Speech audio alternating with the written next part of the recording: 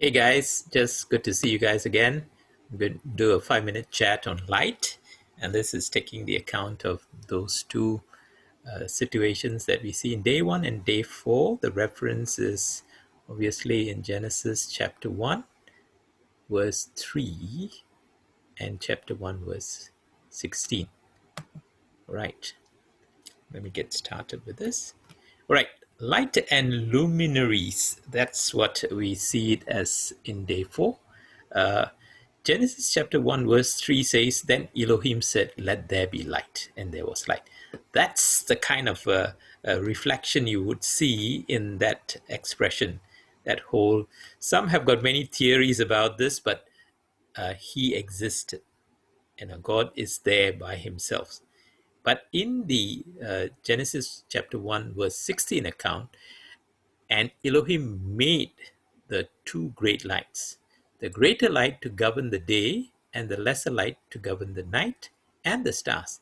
As you would know, that the moon has a way of counting the new months, which is how the Jews count their months. They see the moon and make a decision based on the 27.322 kind of days it takes to rotate around the earth. But that's their calendar. But most of the other world live on the earth, going around the sun in 24 hours and 365 days. It makes so this is how we see the luminaries that is being mentioned here. But let's take a look at God's light shining in our own darkness.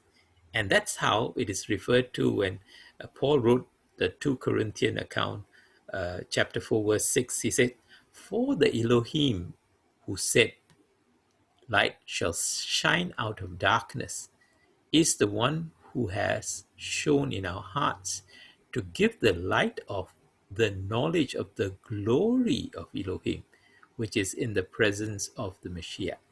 So we are seeing a different kind of darkness being lighted up.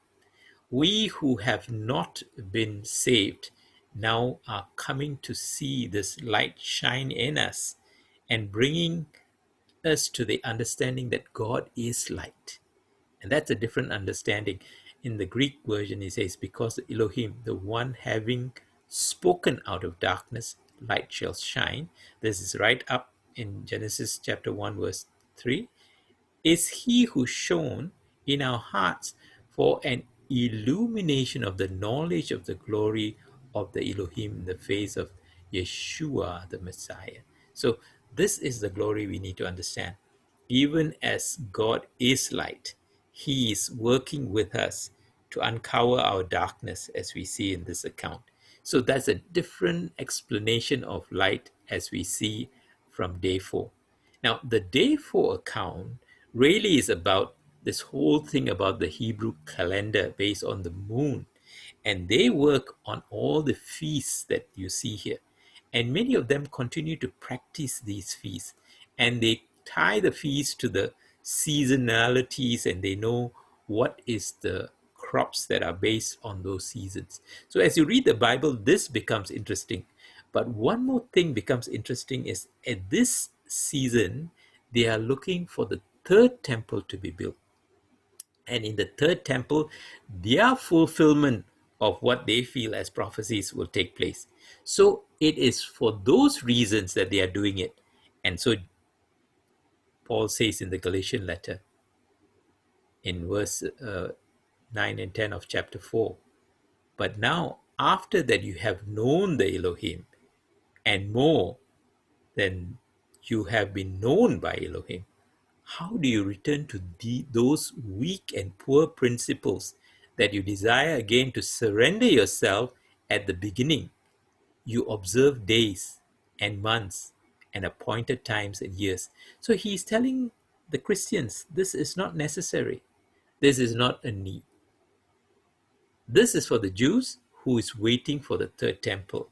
And that's rightly so, because in our Bible, there is a need for that to be built, for us to have things going on in our lives. So as we see we too are looking for things to happen. And what are we looking for things to happen? We are looking, even after we have gone, that as the birthings you have seen and the dying of what was happening in the universe, when we talked about it yesterday, about the Hubble telescope showing us the birthing and deaths of stars and the planetary systems, so I will believe will happen to our sun, moon, and stars, including our Earth, and it all be destroyed, like as it was the fire in the time of the flood in the time of Noah. It'll be the fire now. And so we read what will be important after that. What will be important after that is we will have the new heaven, we will have the new earth, and the new Jerusalem. And this is what's going to happen in the new Jerusalem. And the city does not need of the sunlight and of the moonshine, for the glory of Elohim has illuminated it, and its lamp is the lamp. And that's what we're going to see. So it is something to be looking forward to. You can find that in our Revelation 21-23 account. So go ahead and ponder about these wonderful things that we are expecting to happen. And this is how I end today's 5-minute session. Thank you for listening on.